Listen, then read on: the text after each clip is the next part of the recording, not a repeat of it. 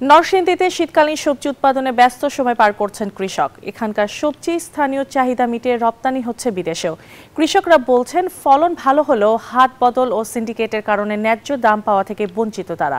তবে ভালো ফলনে কৃষকের প্রশিক্ষণের পাশাপাশি সব ধরনের সহযোগিতার কথা জানালো কৃষি বিভাগ। হৃদয় খানের তথ্য ও চিত্রে ডেস্ক রিপোর্ট।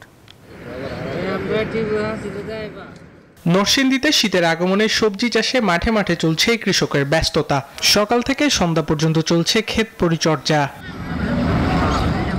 মাঠে ফুলকপি, বাঁধাকপি, মূলা, লাউ, সিম থেকে শুরু করে নানা সবজি চাষ হচ্ছে। দেশের শতকরা 40% সবজির চাহিদা পূরণ হয়ে থাকে শুধু নরসিংদী থেকে। তবে কৃষকের অভিযোগ, উৎপাদন ভালো হলেও নানা জটিলতায় সবজির ন্যায্য মূল্য পাচ্ছেন না তারা। সব মশার বিরুদ্ধে সুরক্ষা দিতে এলো বসুন্ধরা এক্সট্রিম অ্যারোসল। মশার বিরুদ্ধে এক্সট্রিম সুরক্ষা। ধন্যবাদ, মাত্র লাগাইছি, এখনো রেডি হয় না। আর কবিটা মোটামুটি একটা পরিবেশ আছে রেডি হওয়ার মতো, কিন্তু লাভ হওয়ার কোনো সুযোগ দেখতেছি না বৃষ্টির কারণে। 2400 চারার মধ্যে 1000 থেকে 1200 চারা এখন আছে মনে হইতেছে। আমরা বেশি আবার ব্যবহারে নিয়ে আবার আরেক ব্যাপারই করে দিব। আমরা হ্যাঁ মনে করেন দাম বেশি, টুক বেশি পায়। এখন সবকিছুর দাম বেশি, কীটনাশকের দাম বেশি, সার, ফসফেট, পটাশ এগুলোর দাম বেশি।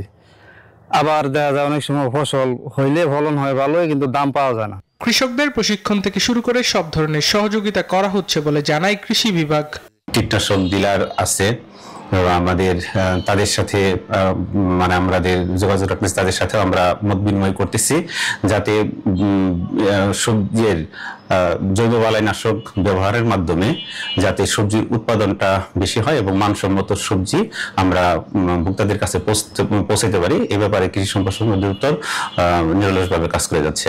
এবছর নরসিংদী জেলায় 10,400 হেক্টর জমিতে শীতকালীন সবজির আবাদ করা হয়েছে।